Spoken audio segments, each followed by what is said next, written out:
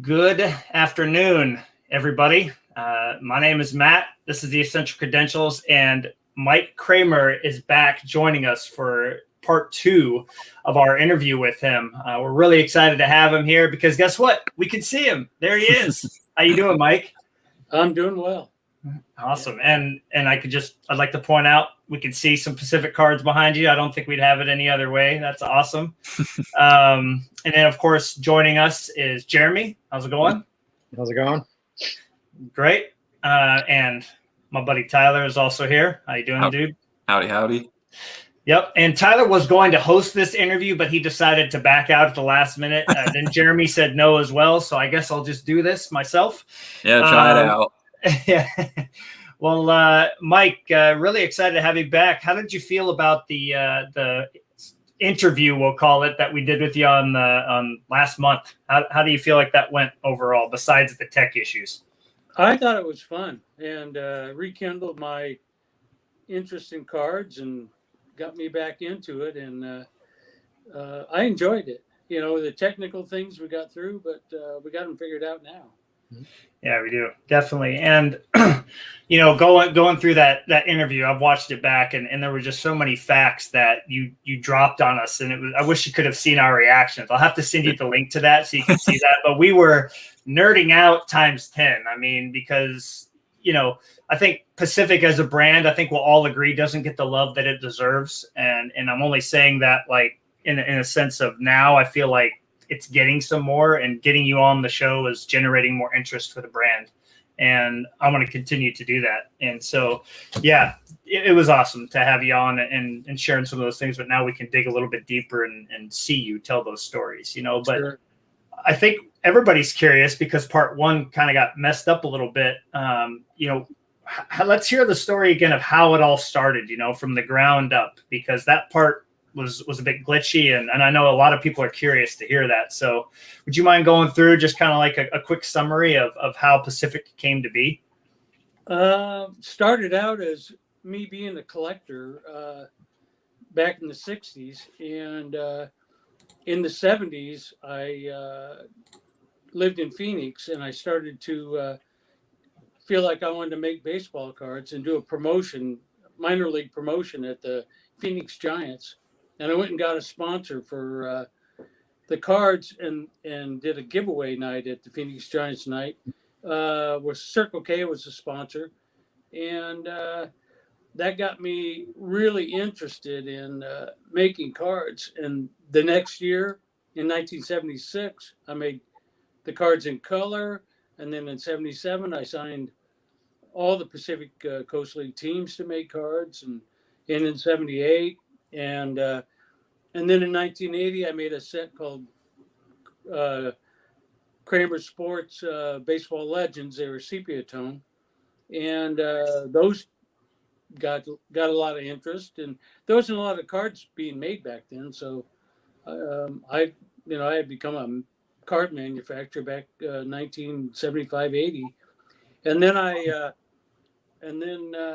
decided I wanted to make cards and sell them to the mass market, and I started making those Cramer's legends in packs, putting them in packs. Developed a machine to wrap them and made wax packs, and that went over good. And then I made them in color for a couple of years, and it was gigantically huge. I had everybody from Walmart to 7-Elevens and all the retail stores were carrying them.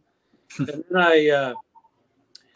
then I did a couple of non-sports like Leave It to Beaver and a couple of items like that. And then in 1990, and I'd been trying to get a baseball license as early as 87. Mm-hmm. And in 91, we got a license to produce NFL, and that was gigantic. And that led to more non-sports and deals with players and like Nolan Ryan. And Right. And then we got a hockey license in, I believe it was 96. And then a full baseball license, and then hockey, and I mean the whole thing just grew into a fairly large company, and became my dream job. That's wonderful. That's wonderful to hear. Now, did you like, was baseball always going to be the first like sport that you were going to make, or did you have in mind like a bigger picture? Were you thinking like we're going to do all the sports? I mean, what was the target kind of from the beginning? Like when you finally got that license, were you thinking just stick with baseball and then the others came, or was it more than that? It was that I was basically, I'm a baseball fan, or was, and still am, and I that was my first dream, and if that worked, football. If you're in the card business, you got to make football cards and hockey cards and any other kind of cards you want to make, and so the whole thing just kind of grew out of the fact that we were able to obtain licenses, and also there was a demand out there for what we were making, our products. Right. Right. Well, I think it's pretty interesting too, because, we think of the junk wax era, right? That kind of ended. I mean, Tyler, Jeremy, when would you say the junk wax era of the early 90s ended? What year? I'd say 90, 93, 94. Yeah. Right around then. And that's what I'm getting at too, is like you kind of came into the game and started making lots of sets. 95, I think, was Prism, right? Was the first Prism set? 93. It was 93. Wow, is that long ago? It was Wow. It was baseball and football in 93. We did Prism. Okay. Wow. Yeah. So, I mean, you kind of came in right at the right time, because you had all these different companies producing cards, like when you first started making those cards, were you guys looking at what they were doing too, and trying to think, how are we going to differentiate ourselves from them? Was that a big part of it? Right. And that's how Prism came about, is everybody was making standard picture baseball cards, football cards, and decided to go out on the edge and make something a little bit different. And that's how that Prism came about, is we were able to develop that product from the fact that foils were being used in the market. And I first saw them in a brochure of a food trade business, and said we should be able to do that in cards. And we figured out how to do it.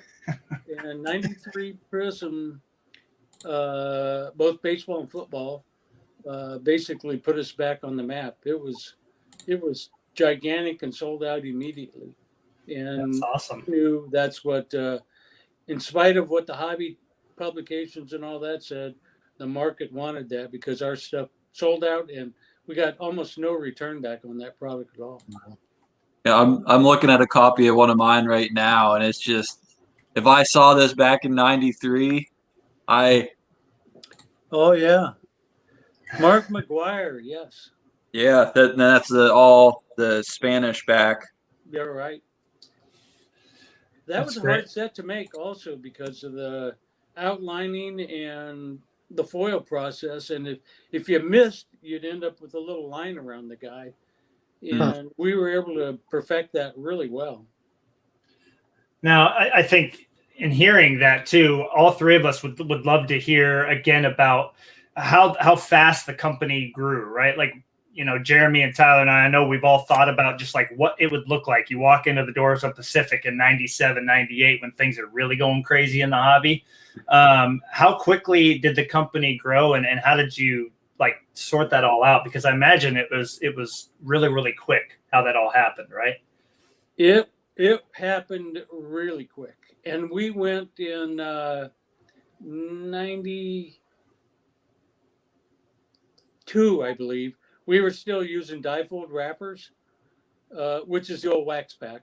And we had 20 of those machines, and we're really good at using them and getting good results out of them. But we knew we needed to change over to the fin seal, which is what they use nowadays. And so I immediately went out and bought a fin seal wrapper, and those things weren't cheap. They were $500,000 with all the feeders and everything attached. For one total machine, it was $500,000. Right. But the thing was 30, 40 feet long when you added all the feeders to it. And I got one, and we changed over then. And so here we are producing cards. We had our own graphics by then, and buying computers. I mean, this is how fast it grew. Buying computers to do graphics, and they were all Mac computers, extremely expensive back then. A setup for a Mac for a designer was 30 grand just for the computer. I mean, nowadays you get the same power out of this iPad I got. Yeah, right. And adding people and adding machines and sales staff. And so the whole thing grew. So I had my plate extremely full. Plus I was shooting pictures. I mean, I didn't know how to get all that. But grew, and we had really, really good, strong people. And that's what kept us going. I set the company up under a management system. So I had 8 departments, and each department was ran by a manager. And therefore that took a load off me, and I would basically talk to the 8 people. And at one point we had 280 people working in the Pacific plant. That's awesome. Just in that plant. That's a lot of people, and I didn't know who half of them were. And maybe less than half. Everybody had a tag. Everybody wore all the production people wore a production smock with a Pacific logo on it. I mean, it was rocking and rolling. And the place would hum when we were running product all day and night. I need a time machine. I need a hot tub time machine to go back and just step in there and be like, hey, Mike, how's it going? We're going to talk in 20 years from now, but I'd like to see this place. But, can we dive a little bit more into this too here? I know that we all find that really fascinating. When I was there, you told me about this. How many of your photographs, percentage-wise, would you say are on the cards that were made in the 90s? Just if you were to give a guess. I think it's probably around 25%. That's awesome. I shot football every weekend for 5 years before it got to where it got so busy I couldn't do it anymore. But I got really good at that, and I shot baseball during baseball season, and you could shoot baseball every day basically during the season. Right. And I shot probably 100 hockey games, mainly up in Vancouver, and I think I went to a couple of other places for hockey, maybe Toronto when I was there. Mm-hmm. And, I enjoyed that. I did that as kind of my sideline hobby, although they got published and we used them. But that was one of the highlights of my life, was shooting pictures, because I started out shooting pictures. Mm-hmm.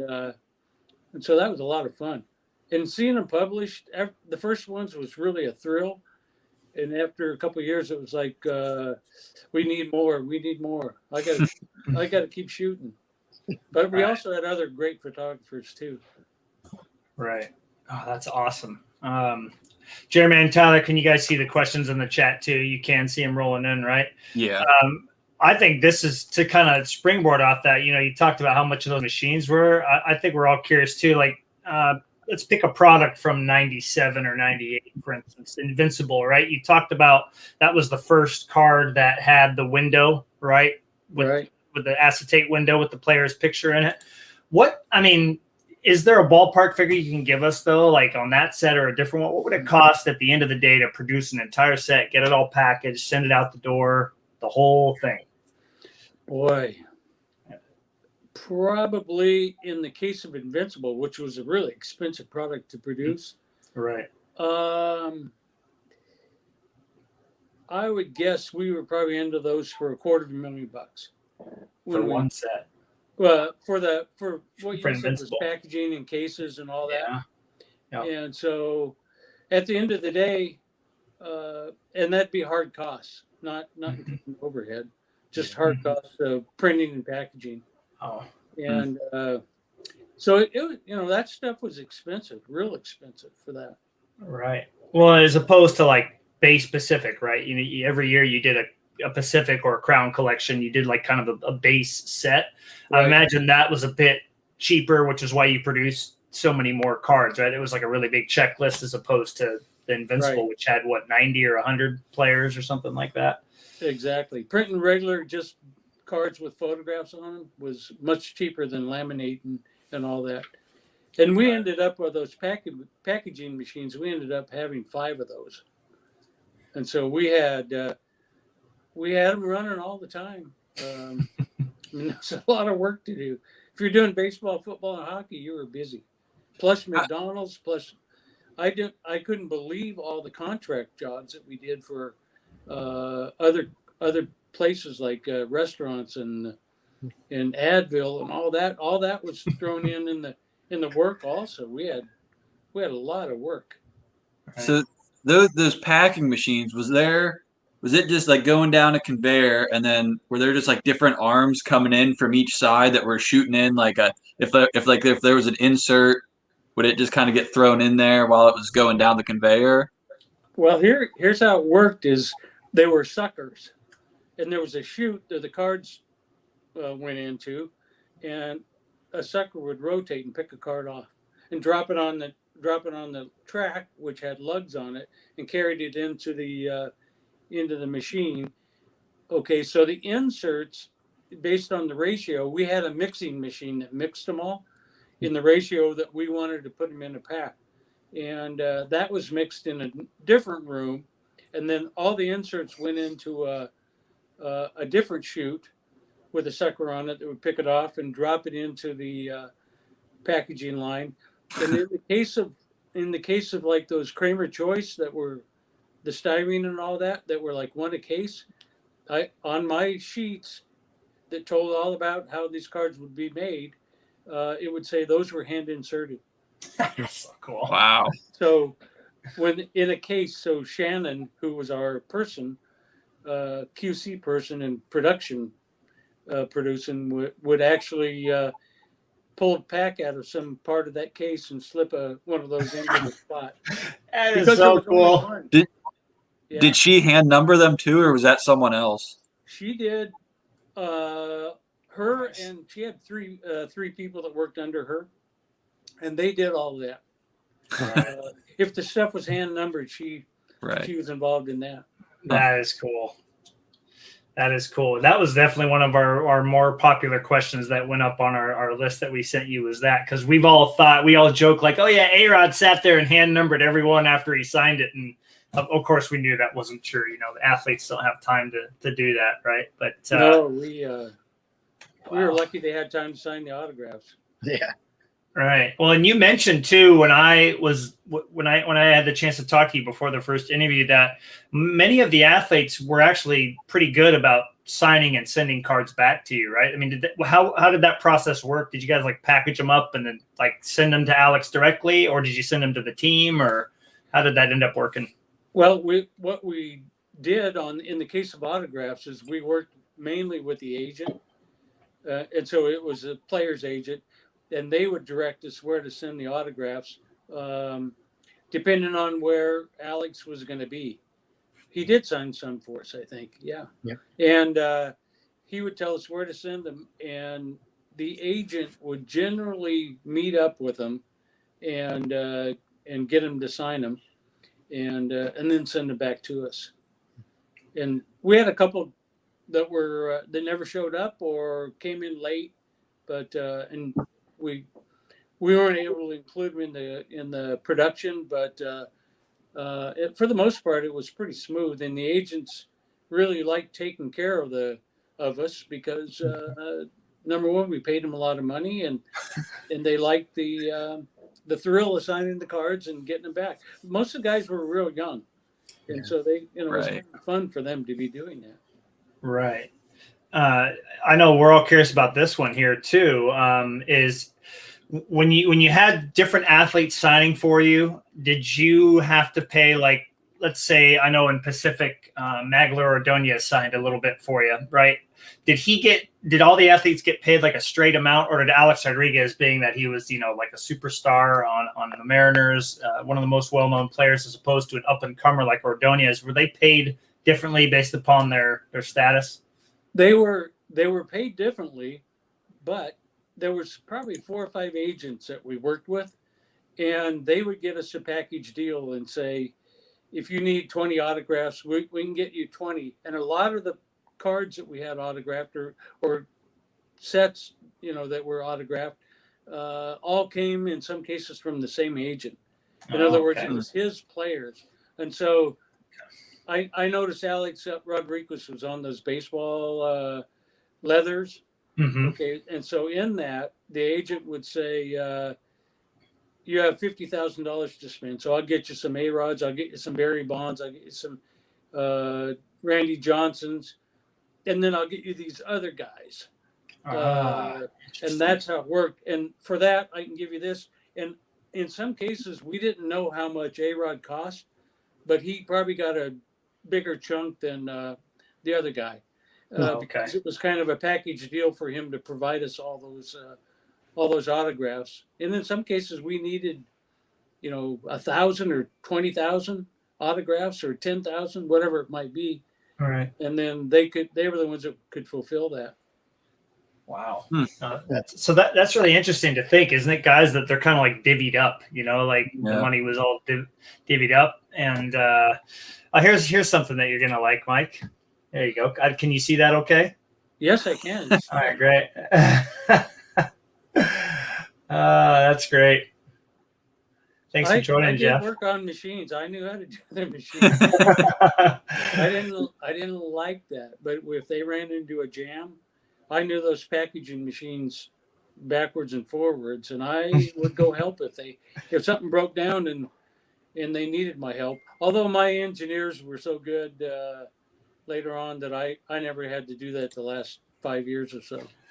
Right. I just love how hands-on that you were really with the company. I mean, we think of some of the big card companies now, and I think we can all guarantee that the person that created that company, if they were still working there, would not be down there working on machines. It would not have their hand in on design and making sure different players had pictures and things. I mean, that's why I just love that Willy Wonka comment from Significant Inserts. I mean, if you think about it, you kind of were, you were hands-on, you were in the middle of it all the time, and I think that's, for me, that's why I, like the brand so much. It's just because you were definitely in on it from the start to the end, That's just awesome. Really, yeah. Go for it. Somebody have a question? Yeah, I was just gonna say, so the same process, was it the same for getting the game used jerseys and stuff? You just go all through the agents and they kind of had the different players that it was once we got a good in with an agent, and they could see what we needed. They helped us get most everything that we got. One of the things I did was when we went to the All-Star game parties and the World Series parties, and the agents were there, we would talk and get friendly with them. That's great. And they were the ones that helped us get most of everything that we got in the way of autographs and jerseys and bats and anything else that we needed. It was all extra money for the player, and they loved it. And they can get them a baseball contract, but all that extra money is a bonus for them. So they were happy to work with us, and they worked with most of the card companies too. That's how everybody did it. That's awesome. And that's good to know too, that the players enjoyed the whole process too. Did you ever have, and this is just a random one, did you ever have any players that you knew collected the cards that you made of them? I think I heard Randy Johnson collected cards. That's cool.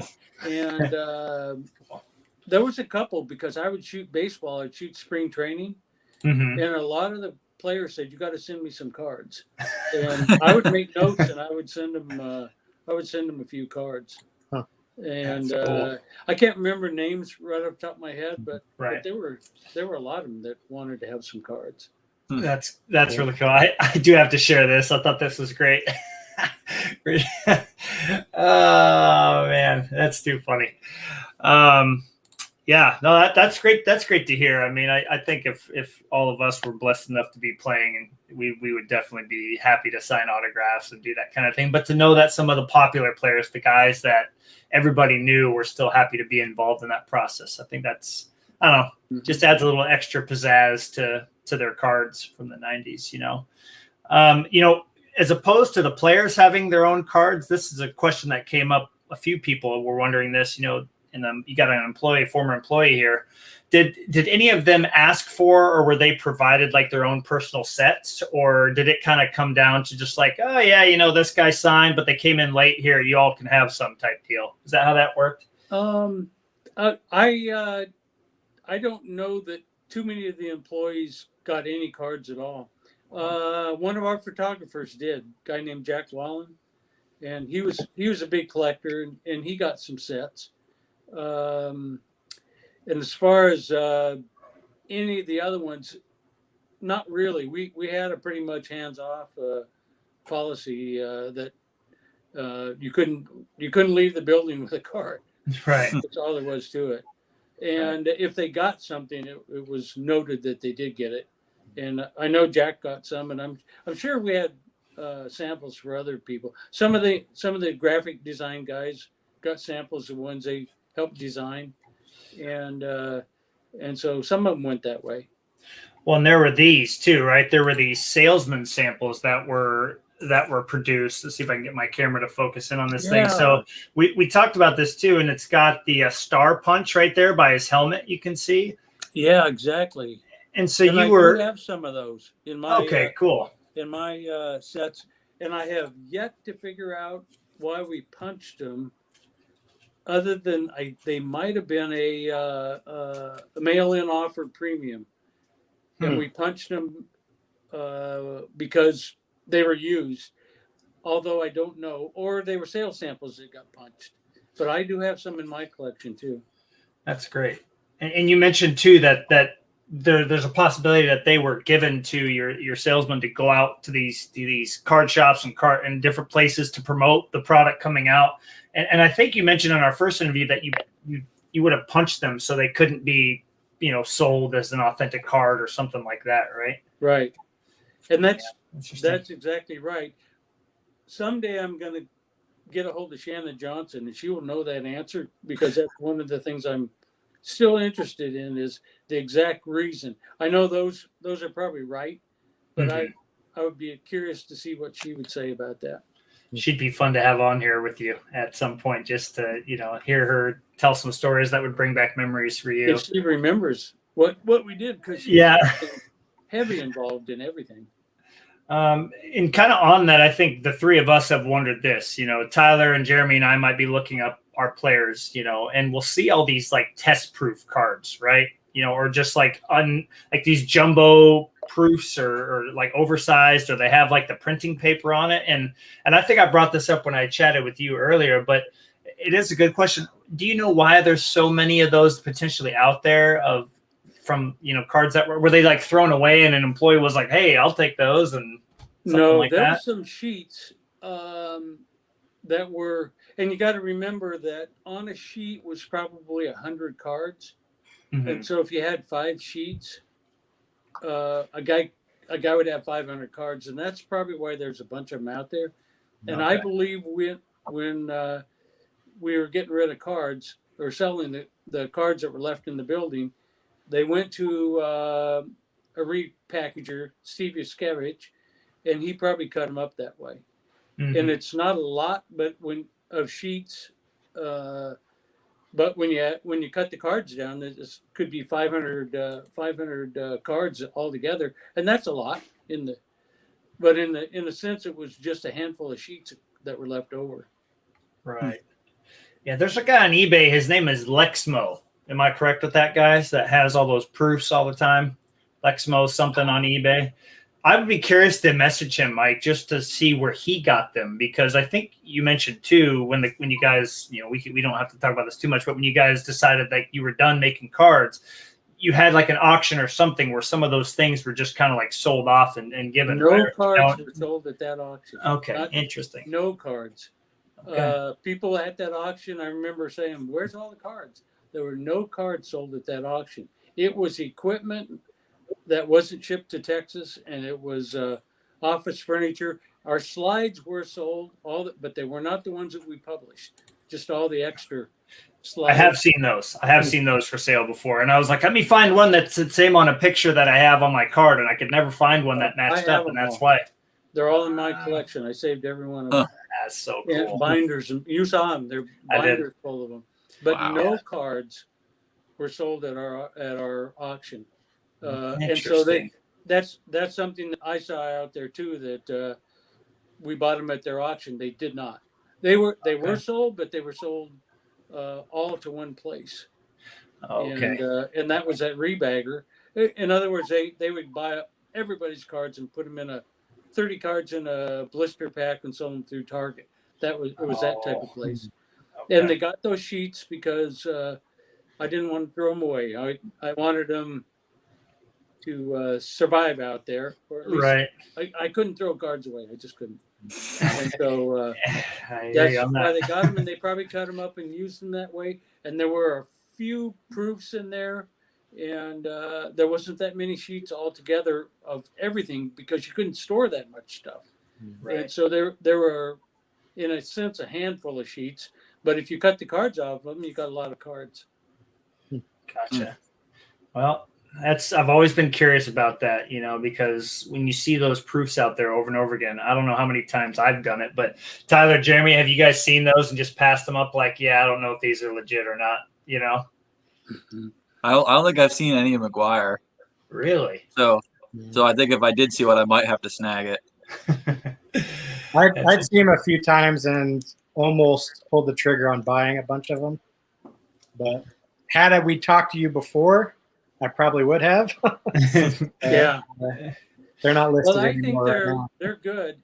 Yeah. Okay. They just, when they say they're oversized and all that, that's because they cut them off the sheet. And the sheet had a wider border. Right. They when they cut them out, they just cut them out big. But it was still the same card we would that if it was cut down on the machine, on the equipment we had, it would have been a regular size card. I was looking up Jocelyn Tebow. He's a goalie that I collect from the 90s, and there was a set that he was in, and there's a guy that's got like every parallel from that set that are like the sheet proofs or whatever, and so I'm a little more curious now to go grab those because, like you're saying, I think it's cool to have a piece of history, something that was in the Pacific factory that never made it out. So thanks for the confirmation on that. Jeremy right now is buying all the A-Rods on eBay. I can see that look on his face. He's like, oh yeah, he's focused in. Well, Jeremy, last time after we had Mike on, what did you do? You went and bought a bunch of jersey cards and stuff, right? I did. I went out and bought all of the A-Rod Invincible cards from that game use set. I think there was a jersey, a bat and a jersey, and then a patch. So, oh yeah, I got all 4 of those. Nice for you. Yeah, I know. I had always kind of wanted them, and I think I'd had a few of them at some point over the years. But kind of after talking with you and knowing the process, and then seeing, once you sent Will the used scraps of the Ripken jerseys for that set, I thought I had to get all the A-Rods just because I like that set a lot more after talking with you about it. Yeah, good for you. Now, Tyler, because you're the McGuire expert here, he doesn't have any game used in Invincible, does he that year, or does he have some bats? He has a bat, yeah. Okay. Now, Tyler and I have talked about McGuire doesn't have nearly as much game use stuff, right? And we've kind of speculated and thought about that. Were there certain guys that no matter what you did were just like, don't want you to have any of my stuff? Were there certain players that were just like, I'm not for it, or was it just an agent thing, or? Some players you couldn't get anything of, but I can't remember which ones they were. Right. There were a couple you couldn't get a bat, but again, I can't remember exactly who the players were, but not all of them were accessible, and some of them the agent couldn't get us anything, and for the most part we could get what we needed, but there were some that weren't available. Gotcha. Well, I just think it's great. I mean, we lucked out, Jeremy, that Alex Rodriguez was on the Mariners. You know what I mean? Because I mean, he was so accessible. He and Griffey, until Griffey left, were right there. You know, they were right on your doorstep. Basically, you could just go right to the stadium and talk to him and whatnot. So I think that's this is a good question here too. Bill wants to know, like, when you got a bat, you were telling me the process of cutting it up. I mean, how many pieces were you able to get out of a bat or a jersey on average, you think? Oh boy. In the case of a hockey jersey, it was gigantic, so you got a lot. And that's how we could produce 2,000 pieces in one product, because those jerseys were huge. And in some cases we bought one jersey and used it for years. You know, the same jersey over and over because it's so big. Baseball players were different sizes, and you know, they're physical, so you could get more out of some of the players than others. And the patches, depending on how big the patch was. In the case of football, there wasn't much on them besides the jersey itself, and sometimes on the sleeve they had some patches. And there was a little NFL logo on the collar. And I always told them to cut that directly off there and make sure we could use that on every player if we had it, could use it. And otherwise, there wasn't a lot of patches. But some of the football jerseys were gigantic too. Mm-hmm. And you could buy one jersey, and the thing lasts a couple of years because so many pieces, thousands of pieces, depending on the size of the piece, would come out of them. I know in some of the hockey, we made a larger card, like those gridiron type size, and those pieces were bigger, so you used up a lot of pieces that way. But in some cases, it was used that way because we had a lot of jersey and wanted to use it. Wow, man! I'm just thinking of seeing a football card with the big NFL logo there, because card companies now do that. Mm-hmm. But I mean, they get so many player worn and all that, not game used. But just seeing a Pacific card numbered out of 2,000 or whatever it could be with the NFL shield on there, that would be awesome. Yeah, there was only one shield. One of those swatches. So yeah, those would be cool. I remember seeing, I think, Jeremy, you remember it. We kind of debated if it was legit. There was an Alex Rodriguez patch from Invincible, and it had half of the MLB logo in there. And I'm like, there's no way that thing's legit, because you just don't believe back then even that a card company would put part of the logo in there. But you told me, like, everything was cut up, and the patches, no matter if it was a logo or a laundry tag or whatever, it was put in that set of 200 patch cards. Like, it's exactly super cool to hear that. How did that work? Was there a machine that chopped those all up, or were they all cut up by hand? No, it was a machine. It was called the high die, and it was in a locked room at Pacific, in a room we built that only my engineer and Shannon Johnson had a key to. And I cut up some of those jerseys myself just because I wanted the experience of doing it. That's cool. And a girl named, I think her name was Amber, was mainly the one that cut those things up. And that was a full-time job for her. And they were all boxed and organized and categorized. And she would basically be able to tell us how many pieces we have of this, of jersey, how many pieces we have of a patch, et cetera, and we made sure that if there were patches, they were cut up so we could get the most out of them, and meaning the most color and the neatest looking pieces, and it was all done right there in our. Oh yeah, plant. Her name was Autumn. That's it. Look at that. Yeah, Autumn. Yeah, Amber. It was Autumn. Yeah, Jeff knew that. And did you ever, I mean, Bill's curious too, did you ever get the game used pants and cut those up? Because I don't remember seeing a whole lot of dirty swatches, so I'd figure no, right? No, I don't recall buying any pants. No. Okay. Yeah, I wouldn't want to either, for obvious reasons. You never know what happens at a game, right? Yeah, never recall buying any. Yeah. Okay. Awesome. That's cool to shed some light on the jersey. I mean, for me, that just makes the jersey cards even cooler. I think nowadays with the market, Tyler knows because I think he's opened more modern product than anybody I know, or did at least. I mean, Tyler, when you pull a jersey card, just a basic jersey card now, how excited do you get?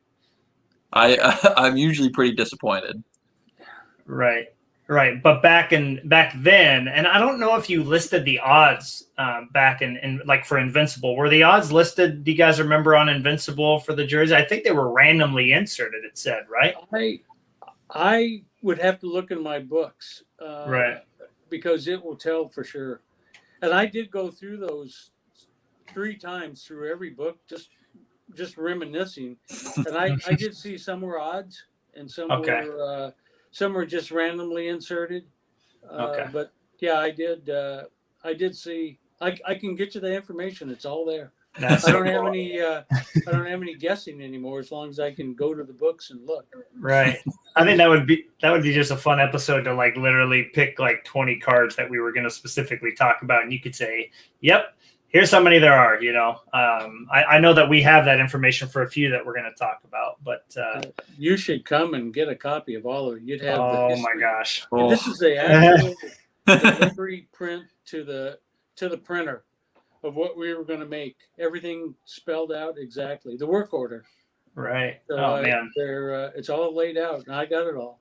that would be an encyclopedia, just a big old thick one of baseball, hockey, and football. I don't know if I'd really ever care about that because I just don't collect it. But baseball and hockey, just to have the whole thing right there on the bookshelf and be like, all right, come on, kids, let's sit down and look at Let's see how many of these there were. I don't know if any other card company kept their records like that. And when I found them up in my attic when we were up there getting some more things down, I was like, wow, I kept this stuff. Unbelievable. I mean, I'm a collector and I don't throw things away, but I remember back then going, I can't throw this away. Someday somebody's going to ask something and I'm going to want to know the answer. And sure enough, it came about. That's so neat. Well, I guess we can get into that a little bit. I know some people are curious how you were able to figure some of these numbers out. But Tyler, Jeremy, do you have any other questions about just the company, the process, how that all worked? Anything off the top of your head? Not really a question, but just I think they mentioned earlier that one of your former employees said every jersey and memorabilia piece Pacific ever used was documented and authenticated at the time.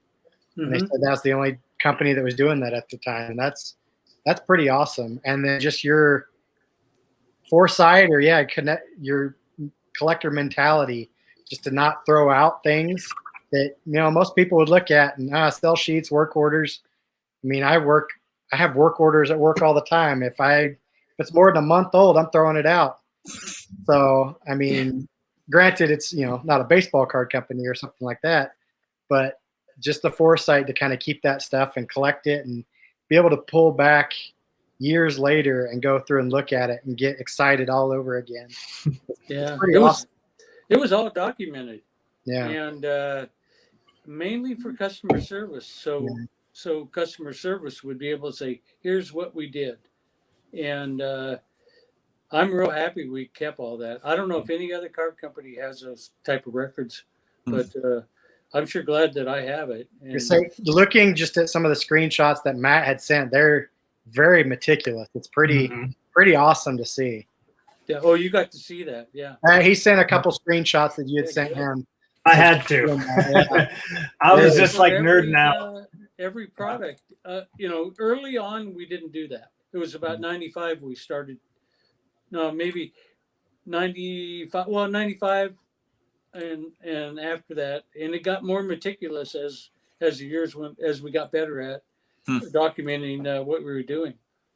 I'm gonna share real quick, Mike, if you don't mind. I'm gonna share the one you sent for 2001 private stock. I think this would be really cool for people to see. Let me open this up in a new tab, and I can show a zoomed in version. So feel free to kind of I'm gonna change this up here. Feel free to, Mike, if you want to talk us through. So this is what you sent me for 2001 private stock. This is how every set looked in a sense, right?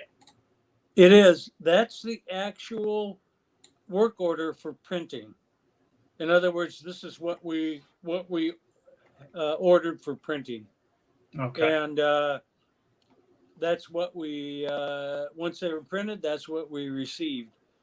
And you can see on there some of the sets we extras. We ordered like 3. One of them on there's 13. One of them's 300. Oh yeah, extra over here. Yep, on the right side. Yep. And the reason for that is customer service, and Okay. in packaging, machines sometimes eat some cards up. Yeah. Not very often, but they did. And all the person had to do that was loading the machine is drop a ream of cards that was going to be loaded in the hopper, and you got to have some backup. Okay. And the serial number, Right. three non-serial number cards in some cases, and yeah. Wow. Interesting.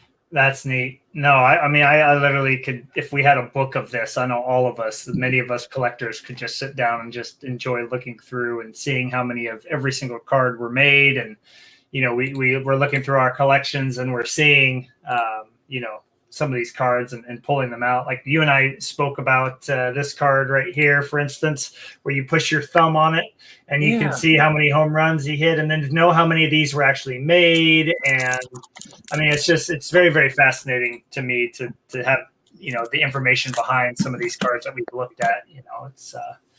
It's so really those, if you pushed on that card, those little dots, then the number showed up. Yeah, on the bottom right, it says press a dot to find Alex Rodriguez 1998 home run total. And I know Tyler's got one of McGuire too, right? Do yours show the numbers? I'll press on it here.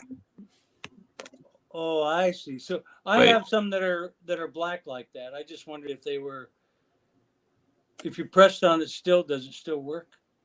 I know it did. Maybe I have to hold it there a little bit longer.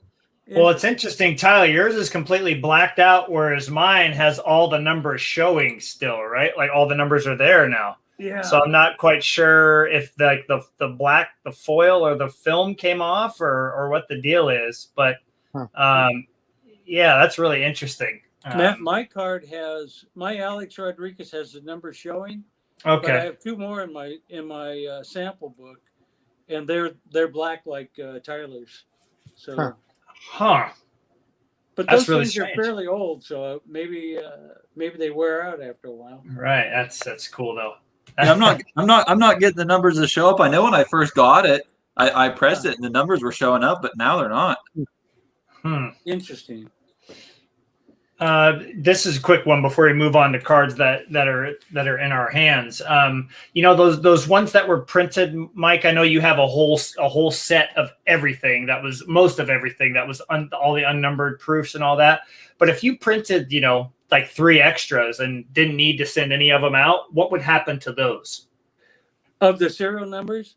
Yeah. So if you printed like some extra canvas cards in case something got damaged and a customer sent it in and say, hey, this thing was destroyed in my pack, I need a replacement. If none of those replacement cards were needed, what did you end up doing with all those leftovers?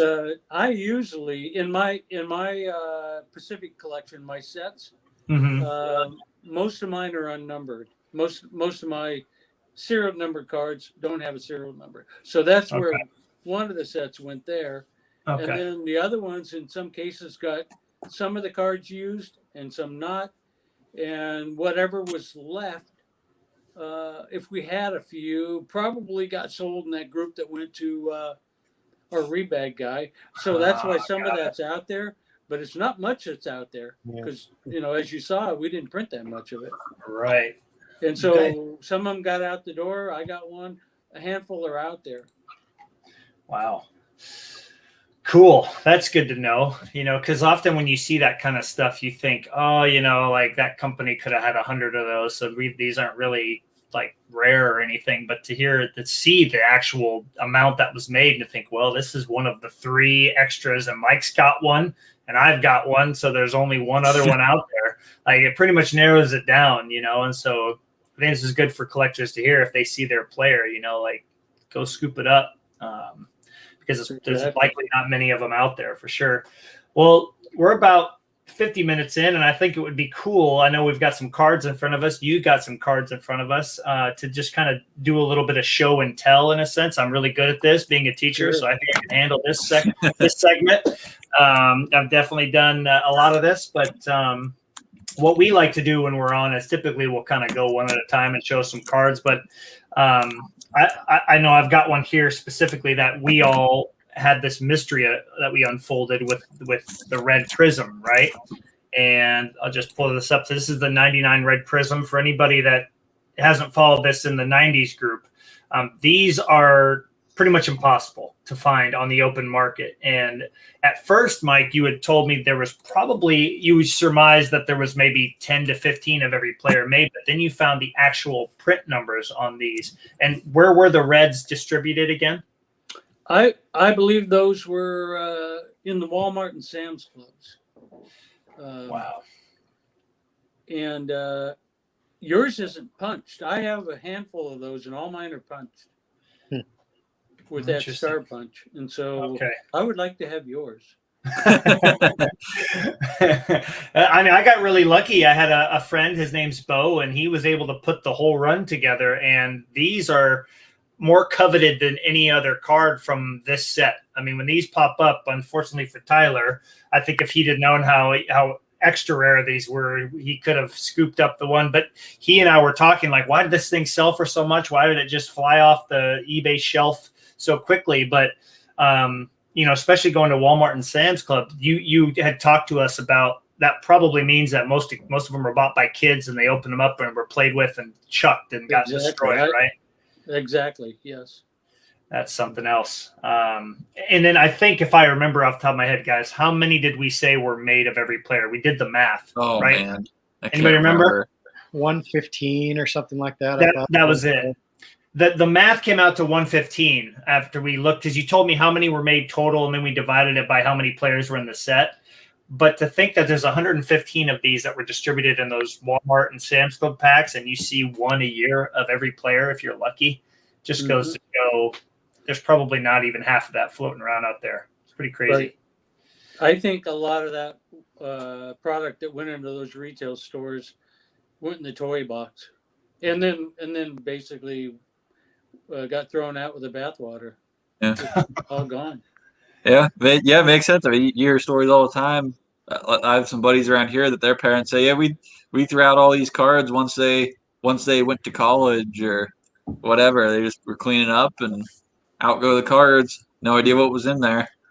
I also think that a lot of people who had cards from the 90s thought that they were no good for anything. Didn't realize that later on they would be as collectible as they are and full of Hall of Famers. And I think a lot of people just got rid of them because they didn't think they had any future. Mm-hmm.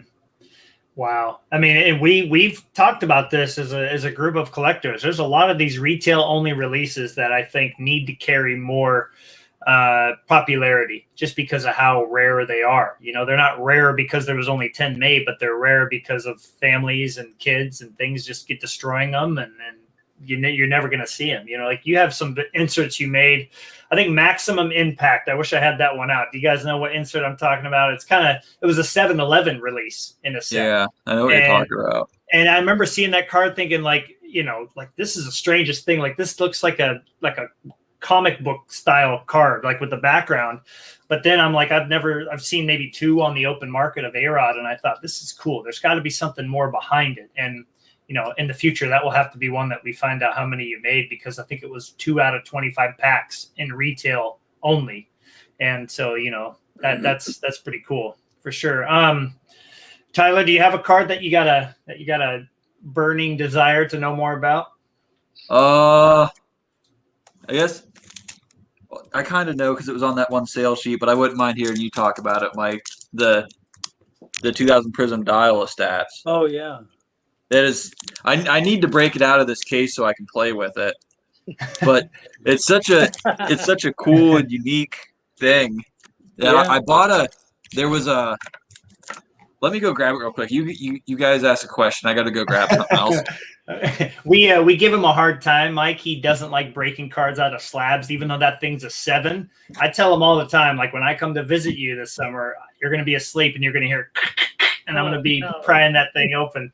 But you and I brought up that card when I was in your house and we were looking through cards. I remember I brought that card up almost right off the top of my head because the idea of having a piece of metal inside of a card that something could rotate. How was that put together? Like, how did the machine put that thing together and all those different pieces? They were riveted and all handmade. That's why there's not much of them, because they're too much of a pain to make. And so all hand done. Did you hear that, Tyler? Those were all hand done. The dial stats. That makes sense. And I mean, there was a machine that did it, but it was all hand work. Okay. Does this? Yeah. Is that what it would look like? That's exactly right. Okay. Where did you get that? Was off one of those sheets? I got it from eBay. I don't know. Yeah. I had never seen one. I didn't know much about it. It went cheap. I was like, oh, that's kind of cool. Yeah. That's so it has all the totals there. That's one of the sheets. Yeah. So in a way, I don't need to take that out to play with it. I would like that, by the way. might be able to work out a trade. Yeah. That's cool. Awesome. So now those were on obviously a really big sheet, right? And then the machines would be programmed to cut a certain amount of those off every time. Is that correct? The machine would die cut the dial out. So that was cut in a round circle. Okay. And then the card was laminated to the front and the back, and riveted in the center. Okay. And cool. I think the dial had a little cutout, or the card did, where you could see what was supposed to come up on the dial. Yeah. Mm-hmm. Awesome. I'm just going to find the print run of those. I think it was 220, right? Because a few made it into retail, and then the rest made it into hobby. I think we came up with like 220 total cards of each player because it was only a 10 card set. Right. That sound right to you guys? Hopefully I remember that correctly. Cool.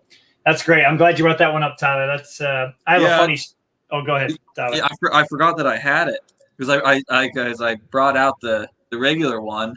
And I forgot about this. Yeah, that's a nice piece. That's super cool. And my story with that card, and I know Jeremy loves this one. I was at the National. We actually, Jeremy and Will, who you met, we were all there, not together at the time. We weren't friends at the time. So we passed each other a lot and didn't know it. But my second day at the National, I walked to this table in the very back. And this guy, he was about 6'5", 6'6", big tall guy, and he just looked like he stayed out way too late. And I'm digging through this box that a guy probably brought in, and he just bought it as a bulk. And I found the A-Rod dial-a-stats. It had like a $4 or $3 price tag on it. I was like, hey, do you guys take PayPal or cash? And he looked at me and he goes, you can just have it. Like, no kidding. What? So that card has a significant story in my mind. It always just sticks in there, like a card gave away for free. But what about you, Jeremy? You got a card sitting next to you that you want to talk about, know more about?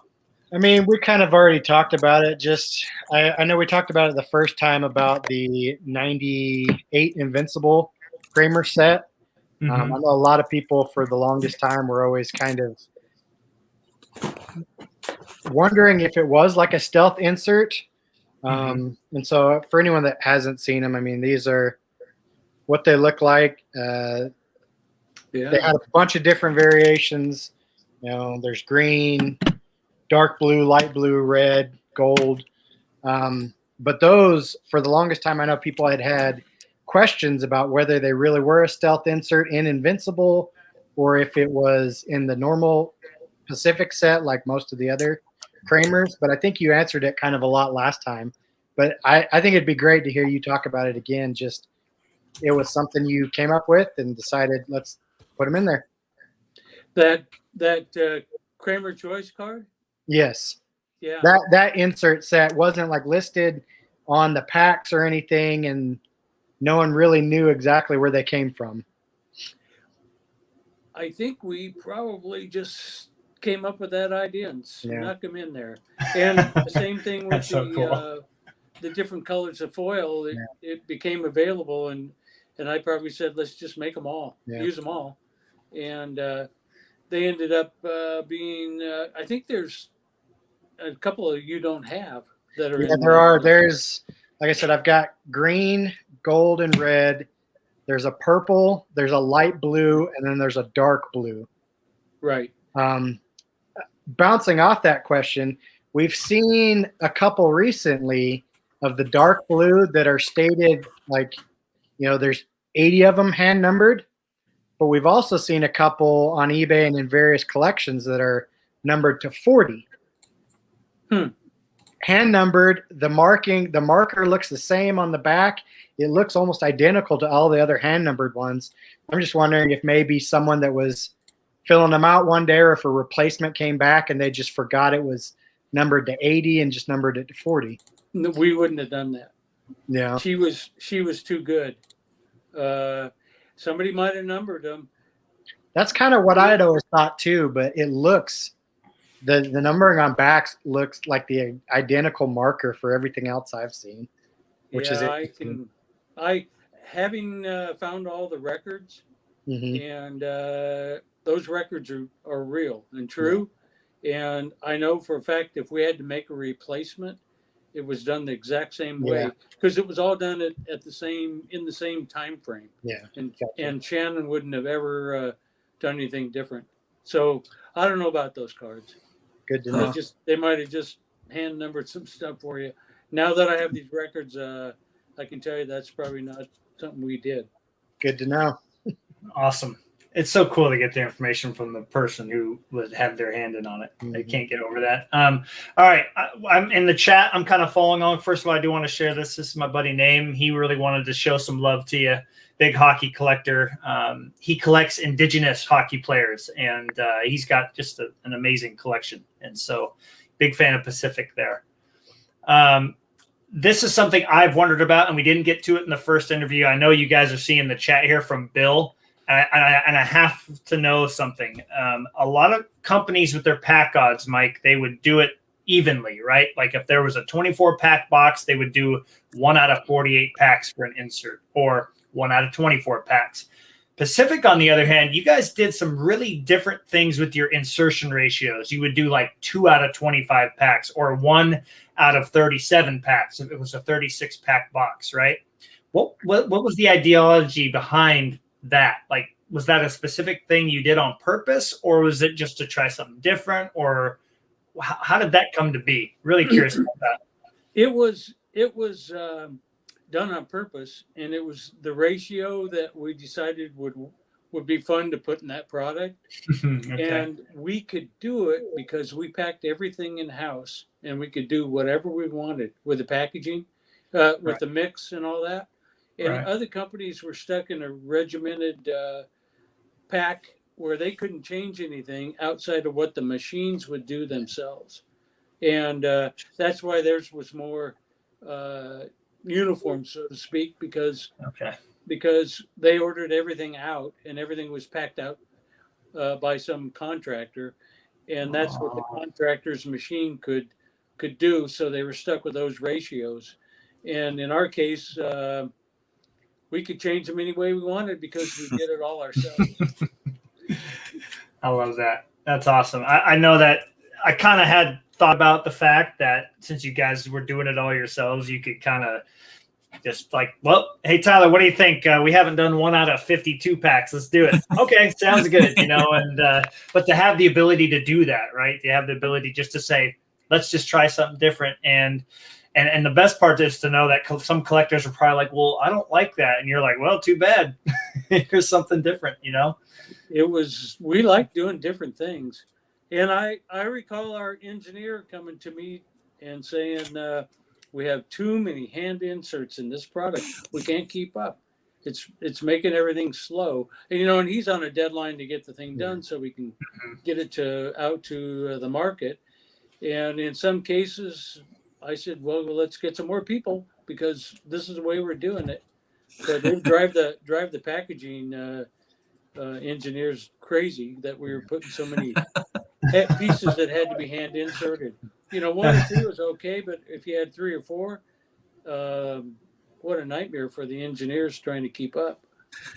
No, Joe, I can't wait to find out all the inserts that were hand inserted, because I think for me, again, that's going to give them a little bit more of a premium. And I mentioned to you too, Mike, there's a website called baseballcardpedia.com, and a guy that we know, Rodney, and then another guy who I met at the National, they kind of tag team it and they put all that information together. So when you sent me the print runs of the Cramer's Choice from 2001, I sent that info to Rodney, and I believe if you pull up the page, he's updated the info in there. So everything, it's going to be so cool to have that site have that, encyclopedia of information. I think it's going to be great to know, like, it was hand inserted or hand numbered and so forth by a certain person. Just so cool. So majority of the pieces that were hand inserted were those extremely ornate die cut pieces, because we didn't want to get them damaged. Yeah. Like I have an example, like this guy. Oh, Yeah. Yeah, and that it was so fragile we didn't want to get it damaged, so that's why they were hand inserted. Okay, cool. So now we can basically, Tyler, you got one there as well, right? I do have one. Yeah. Yes, sir. Yeah. That's a McGuire, of course. Yep. So that right there makes me want to go back and just look at all of those, intricate die cut cards that now we know had to be put in by hand, and which is interesting too, because those had odds attached to them. So it must have been really tough for them to think, okay, well, these are 1 out of 360 packs or 1 out of 720 packs. Like, all right, make sure we get these in there correctly. If I'm correct, 1 out of 360 would have meant like 2 per case or something on most products. Right? Exactly. Yeah. Okay, that would be easy to do, right? You have half the boxes done. They're like, all right, there goes one in there, and then the other 6 come along. One goes in there, and off they go. Well, in order to keep them from being damaged, we generally ran all those cards at one time, hand inserting them on the track on the machine, Cool. and then they'd make a little tray of packs, and then insert a pack, and not the card wouldn't go into the case at the same run. It would be a pack that was inserted in the case.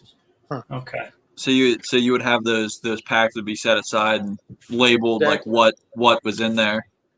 Exactly, and that pack would be then inserted. I'm giving away all of our trade secrets, and the other people are going to go, "Oh, that's how they did that." I think people are more fascinated now, and if a dream could come true and you could start Pacific back up again, I would hope that we could all see it happen again. But yeah, Not cool. at my age. Well, we can take up the reins for you. Yeah. You just tell us what to do. Yeah, right. No You joke. guys can run those machines. Yeah. Well, then who's going to fix them if you're not around, right? Like that's. I think my old engineer's still around, but There we go. I'm sure he doesn't want to do that. Yes, for sure. Cool. Well, I think for me, I want to show some love to a specific set. Tyler, I think you have your 2000s of this, so feel free to show these as well. I didn't pull my 2000s out. But in my opinion, Mike, out of all of the sets that were made, and even the base cards looked absolutely stunning, was Revolution. I know you did it for hockey, you did it for football, and you did it for baseball. But when I got into baseball, the Revolution cards stood out. And the very first set you did of Revolution was in '98, which is this one right here. Oh, yeah. And this is the Shadow series, and you guys embossed it with Shadow series right here. You can't see it very well, but it's embossed and numbered on the back.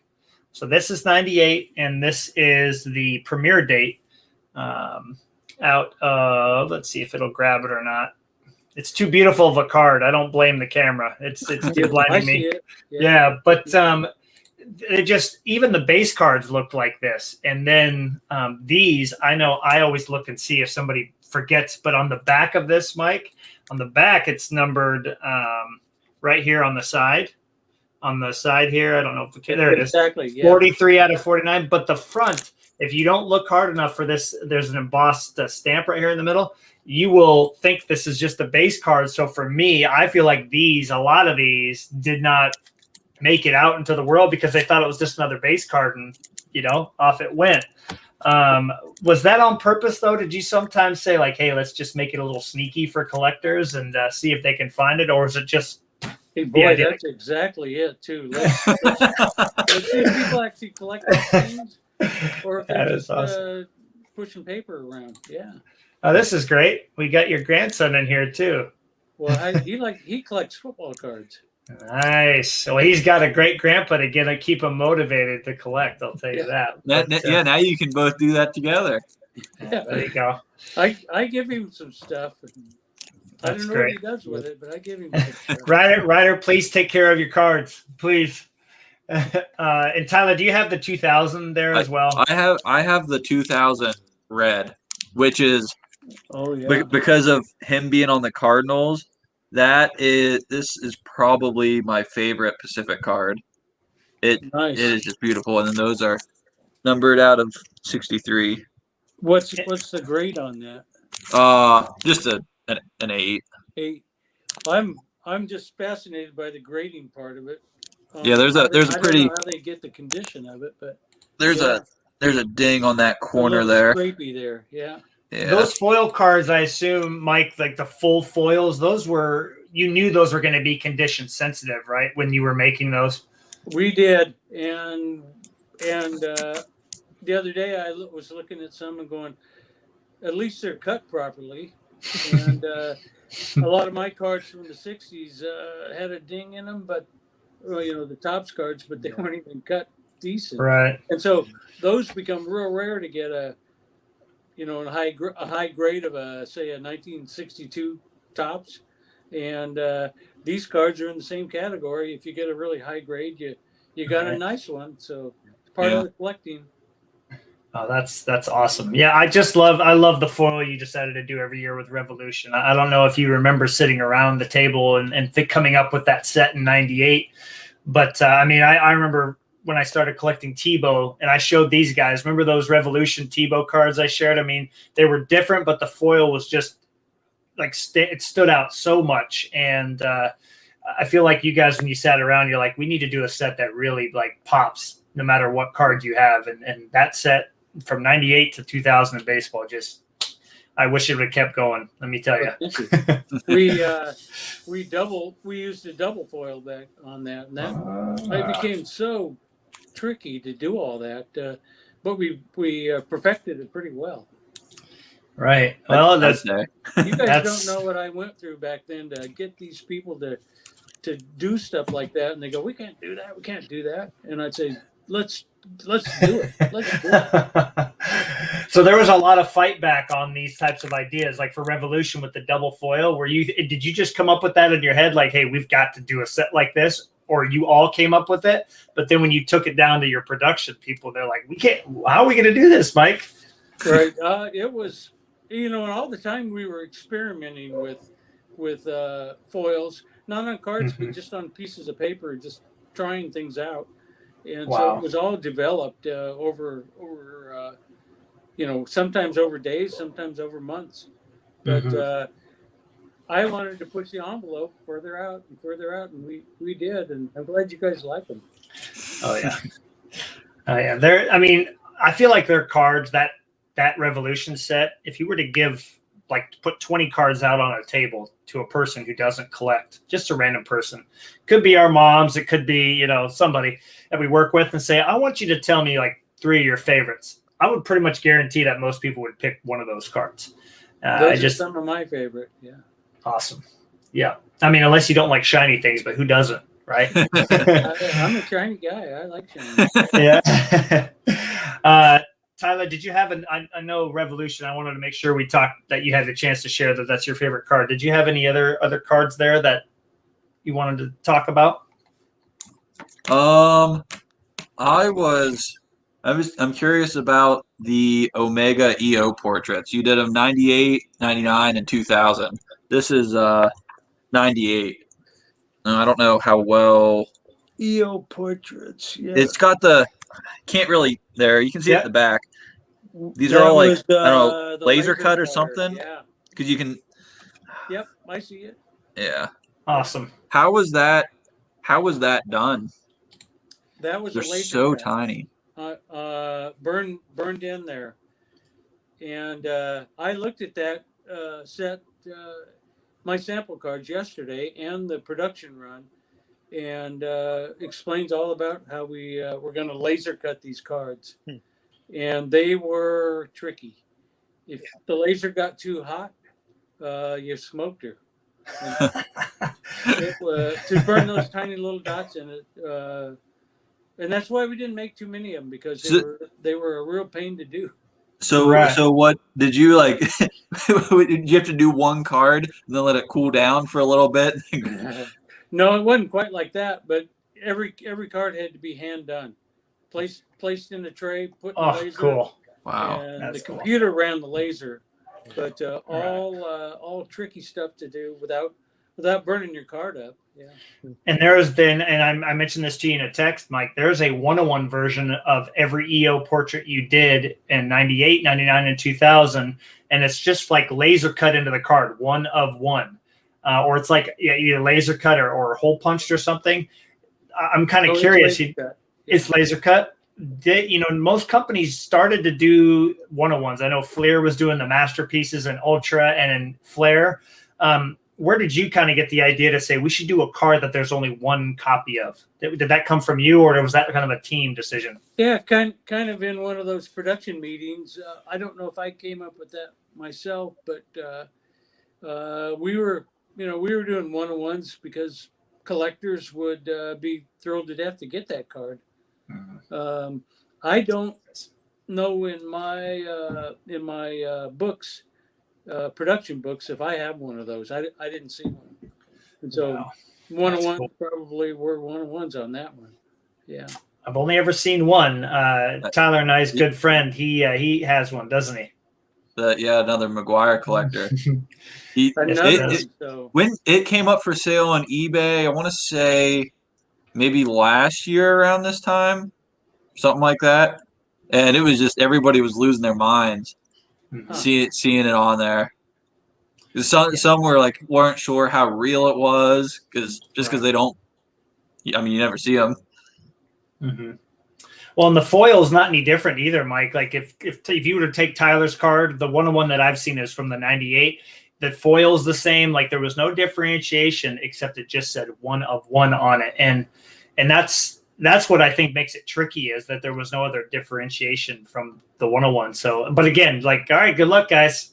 But that 101 made it totally unique, and that's part of the collecting experiences. You found a variation because you paid attention to your cards. Right. No, for sure. Tyler, do you remember what that McGuire stole? I don't know if he wants us to share. I don't remember how much. I do not remember now. Yeah, we'll have to ask him what it sold for. But cool. Yeah, I'm glad to hear about that because that's the only one I've ever seen. So kind of neat that you guys did that. What about you, Jeremy? Other than those Cramer's Choice, I know those are like your prized possessions. Was there any other cards that kind of stood out to you? I've always been partial to the Aurora sets. I've always kind of liked the Aurora sets. Mm-hmm. And really anything that was just the Platinum Blues. Like I know for some of the early Platinum Blue sets, there was a stated print run of 67, and then in some other sets you started, actually serially numbering them. But I recently did get this one. So it's the 2000 Aurora Pennant Fever. Nice. I numbered the 67 out of there. But yeah, just I like how some of the early stuff was kind of unnumbered and short printed, but then we later, after looking at some of your sheets, almost all the Platinum Blues that weren't, hand numbered or stamped numbered should have been the same print run of 67 or whatever. Right. And that's just the myth of that for a while, and knowing that they kind of had the same odds as some of the other ones that were numbered or weren't numbered. I've always been drawn to the Platinum Blues. It's just one of my favorite cards. Yeah, good. Yeah, those are. Oh, go ahead, Mike. Oh no, I was just gonna say, if you guys want to get a hold of all my print runs, for sure.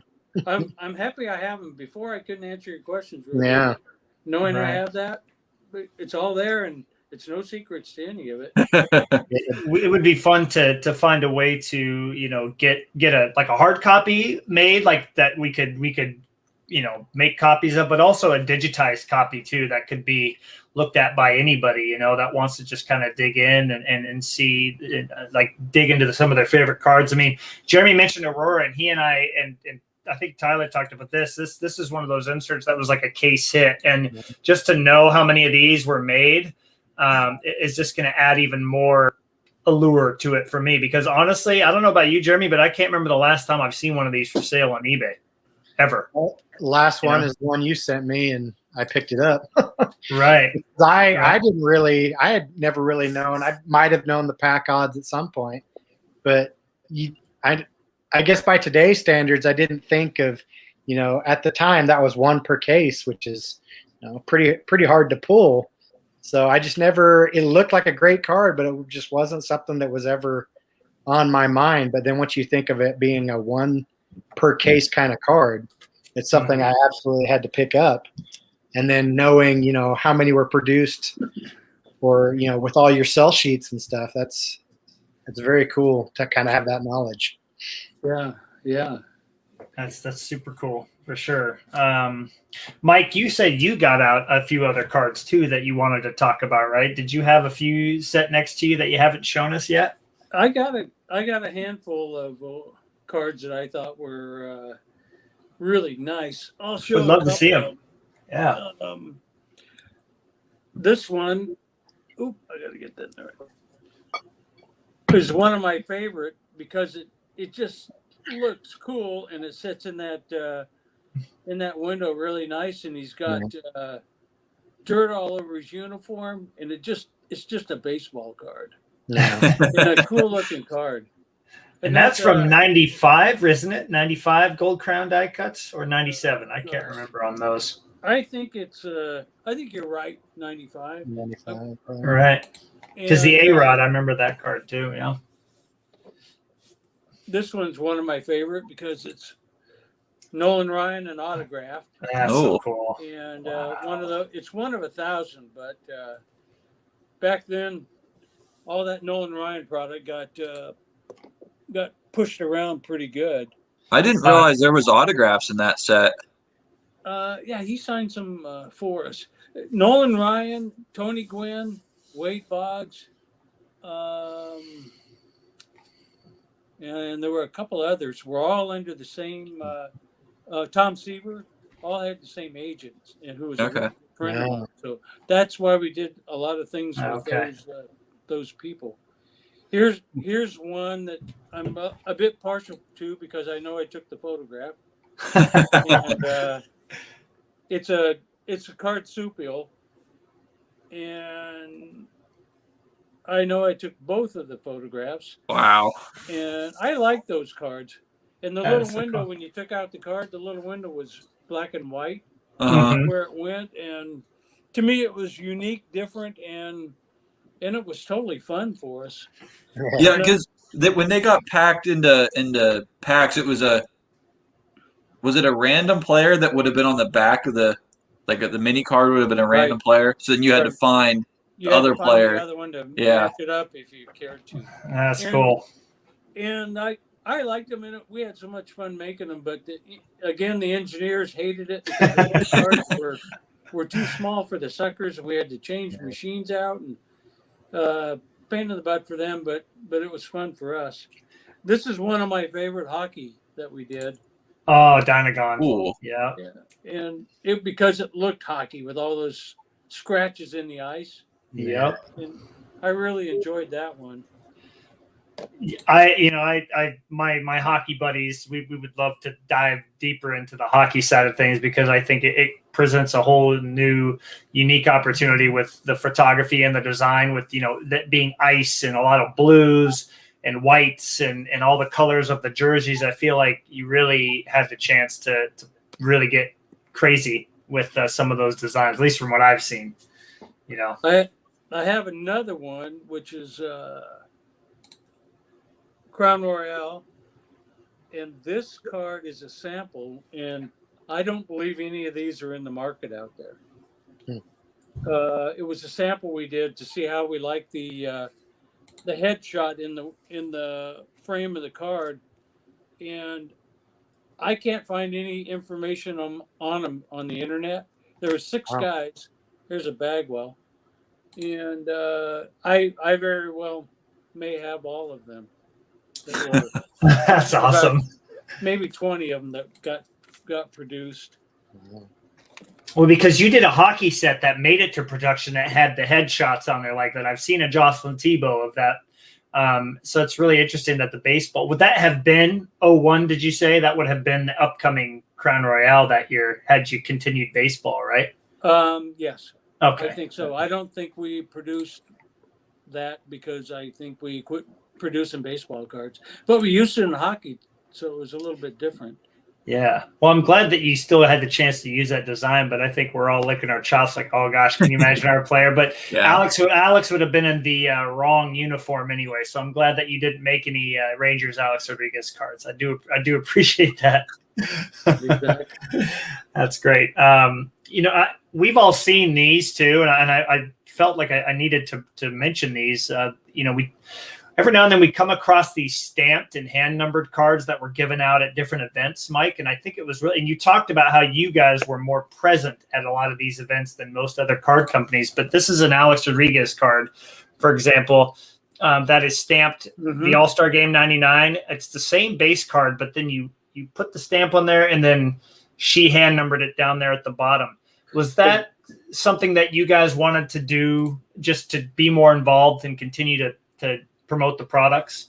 Right, and to give unique cards for that show or convention, whatever we were at, and kind of like stamp envelopes where you got it documented at an event. It was kind of done in that way, and we had cool. a machine in our plant that Shannon ran it. And right. We'd make a die, and I have all those dies somewhere. I've seen them. Every cool. Single die we used for every card, I have those in a box somewhere. I mean, I didn't throw anything away. But that's so cool. We would stamp. I don't know how many of them we'd made, but you have a number on that one. Yeah, 20 of each player. Yeah. Made a souvenir for that show, basically. They do not show up very often. I only have one other card, and it's actually hand numbered in silver ink, like silver ink pen, which I thought was pretty cool. It's something unique that you just don't see. And there's a lot of those. You guys have seen those, right? That have like the stamp in it. I believe what the thing was, correct me if I'm wrong, Mike, is that if I was at the Pacific table and I bought a pack of any product, could be anything. You don't see it on the Prism cards, but like Omega, let's say 99 Omega, you guys would let me pick one card out of my pack and you would stamp it with the show that you were at, like the Seattle show or something, right? And was that an emboss? Yeah, it was embossed. Yes, yeah, it was and embossed. That's another machine that we had, and we'd make a die for that embossment. And yes, you could bring it up and we'd emboss it for your souvenir of the show. Yeah, right. and they don't sell for a whole lot, but in my mind, I would think, not every customer decided to let you do that to those cards, right? So I assume there can't be a lot of every player out there. And every player is every customer's choice. If they did do one, was a different player. So I wouldn't think there's much of that out there. Right. Okay. Cool. I did pull a few of those out, but they're impossible to see on camera. They really are. I mean, they're really, really tough. But when the light hits them just right, you can see, like that they're from the national in Chicago or they're from a Seattle show. So it's really cool to be able to tell that for sure. Awesome. Any other cards that you guys have burning questions about? I know we're kind of getting towards about an hour and a half here. I got a couple of just general questions for you. I got one other card if Tyler and Jeremy don't have one, but if you do, go for it. I don't know if there's any that I have burning questions for, but I just wanted to bring up how much it comes in handy. Just any Pacific card has the card number and then the year and the set and what it's not really coming through that great.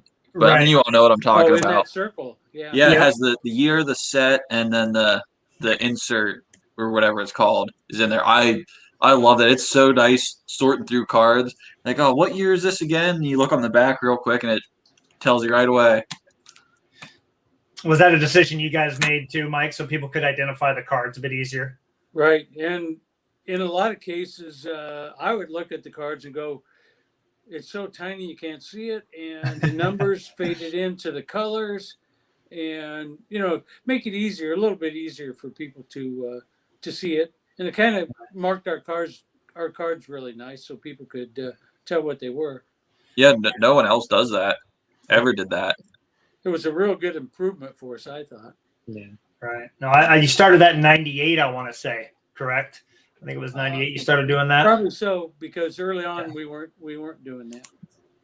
Yep, because there's the '98 Invincible Blue, and it's right there on the back. Yep, I can see it right inside the circle. So cool.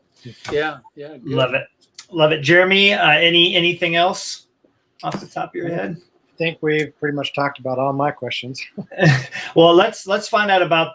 We have a friend named Andy Burkett. He's a big Cal Ripken collector like Will, and he is all into finding these like various printing errors or variations. And I think you know which one I'm talking about. I have a picture of a Cal Ripken I'm going to share here, Mike, on the screen. I sent it to you in that document. Here's the Cal Ripken card. So on the right. Is this full screen for everybody right now? Here, no, let me go full screen. Okay, on the right there, Mike, that is the one that you guys made for 99 Prism, the hollow gold. This is what went into packs right here. But we're curious about the one on the left. You can see there's these X's in it. It's a totally different foil pattern. Any idea how that happened? And the serial numbers. Oh, yeah, that's right. The serial number is smaller. Yeah. Good point. Yeah. Boy, oh boy. I don't have that card, and I did look it up, and it's not listed, or that foil is not listed in the records. Interesting. And so we did stuff like a sample here and there, run a couple samples. And we would, I would say put a couple of these cards in there just to see what happens. Yeah, but I don't list that foil in the records. I'll tell you that right now. It's not in there that we actually produced that. Is there any chance that this card here on the left, the one that looks a lot different, could this have been a replacement that was made for maybe card 155 that was damaged and you ran out of this foil here, so you had this on hand to make a replacement? That's what the only thing I could. No, I don't believe we would do that because we would have had that card. We would have had a backup for that card. But in some cases, because it's not listed in my records, the only thing that I can think of is that was a couple samples of foil we ran, and we just happened to run that on that sheet. Okay. And it was on, which means there would be at least 30 or 40 of those different cards, or maybe more. I don't remember how many's on the sheet. Right. Of those cards would exist, but it's a matter of it might have been a sample that we saw and I decided, or somebody decided, to put a few of those into the packs just to give the thrill. But I don't know that for sure. But that's the only way I could see that happening. Wow. Yeah, well, especially because the serial numbering is different. That's what this whole sample idea, it makes sense. Yeah, and I don't see how anybody could have made that card as a what do they call it, where you bootleg it? Like a knockoff or something? Just not possible to do that card that way. Okay. But I could see us running a sample of a foil just so we could see what it looked like, and we just happened to run it on that sheet. Okay. And number it. But I don't see us running that many cards of it. Where it says it's one of how many does that say? 480. Yeah, I don't see us doing that, because if we did, it would be on my sheets as producing that card, as producing that foil. And so that's the mystery there. I don't see it on my sheets. Cool. Well, I mean, we've only ever seen Cal Ripken and I believe Roberto Alomar. So there might be one other player that Andy said he found, and it was somebody that was way down. I thought it was maybe just like at the top of the checklist, all the Baltimore guys were on a sheet. But there it is. Yep, Roberto. There's Andy, Roberto Alomar, and Jay Buhner. Yep. Huh. So really fascinating. I know Andy and I were curious about that for the longest time, and couldn't come up with anything. So awesome. Well, I don't know. I mean, we could keep talking for hours, I'm sure, but I think if we're lucky enough to have you back, maybe we can dig into like the print runs and stuff, because I think we could seriously just talk about that for the whole time too. But Mike, you did want to say thanks again for taking the time to come hang out with us, talk cards. I had a great time. So thank you so much for taking the time to do this. Yeah, I enjoyed it again. It just rekindles my my thought on cards and all the fun we had doing it. And I'll bet when I'm finished, I'll go in there and dig through those master books again and try to answer some of the questions you guys had in my mind and read them. It's too bad you can't come back down here and you could look at all that and copy it all, and Right. you probably will at some point. I'm thinking that would be pretty fun to put a book together of all those print runs and be able to share it amongst the four of us. We can call it the Pacific Bible. I mean, The more or Pacific less. Bible exists. And Yeah. the really interesting thing was I just discovered that stuff. So it's fun to have it, no doubt. Right. No, that's great. Any closing thoughts from you, Tyler? I think my favorite part of us finding you and coming and doing the interview is hearing how excited you are again about cards. I think that's my favorite part of all this. It's just, collecting's great. You knew that already, but Appreciate that. And you guys realize that you got me even buying graded cards. oh yeah, show off that PSA 10 you got. Yeah, we'd like to see that. Yeah, I'm buying my own cards graded. What's the matter with me, huh? It's too late. You can't go back now, Mike. Nope, I'm hooked again. You guys, boy, I like it. That's great. Any closing thoughts from you? I always enjoy hearing the stories about behind the cards and knowing how involved you were in everything. It's just really cool to hear those stories and to hear, like, if you thought of an idea, you wanted to get it done, you made it happen. You got it put in and out. And if people liked it, cool. If not, well, too bad for them. You liked it. So I really enjoyed that. Appreciate that. That's how it was. I think it would be great too to find out in the future, what ideas, you have now, things that, because the technology, the printing technology is so much more advanced than it was 20 years ago. And even then you were doing things that companies kind of don't do now. You don't see a dial of stats in a pack. You don't see, press the dot and wait for it to show the home run total. You just don't see that stuff even now. And so just to think, if you had your team together and come up with some ideas for today, what you could do, it would just, I'm sure it would really blow everybody's mind. But, we can just dream about those things, I guess, now, can't we? I'm doing it a little bit. The dream is tiny, but it's still there. I guess then off that, I'll ask one last question, and that is, and you talked about this in the last interview, Panini has taken Prism and it's become, I don't know if you've seen, but like Prism has become this monster of a set, and a Prism of the hottest rookie certainly gets a lot of attention. It's a lot of attention and goes for like a base Luka Doncic, who's a good basketball player, sells for what's a raw card of him sell for now, guys? I think it's up over a couple hundred now. Yeah. And so looking back on Pacific and now seeing what, I sent you that link to Crown Royale that basketball's doing this year. They're doing a Crown Royale set. are you happy that it's still being continued on and people are collecting that? I mean, in a way, that's how the legacy keeps going. I'm enjoying it, seeing what they do. I don't follow it that much, but I'm starting to, and I like it living on. I like what I created back then. Still exists. Prism. They're using a lot of our brands. They're still making a Cramer choice, and I noticed that people now, even though it's called Panini choice, some people still call it Cramer choice. And it's great. You know, it's what I created is still living today. So I'm real happy for that. Right.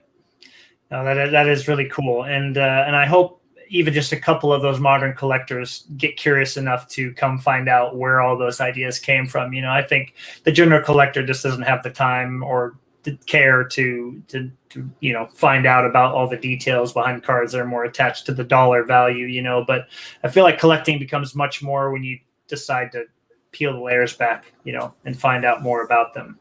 So hopefully we can provide that. But cool. Well, thank you everybody in the chat. It was awesome to see, you know, a couple former employees, your grandson, some of the people that we know in the chat making comments, and just there's at least I don't know, 50 to 100 of them in here. Just enthusiastic people who are happy to hear from you, Mike. So thank you again for providing us card nerds with lots of information to think about for a while.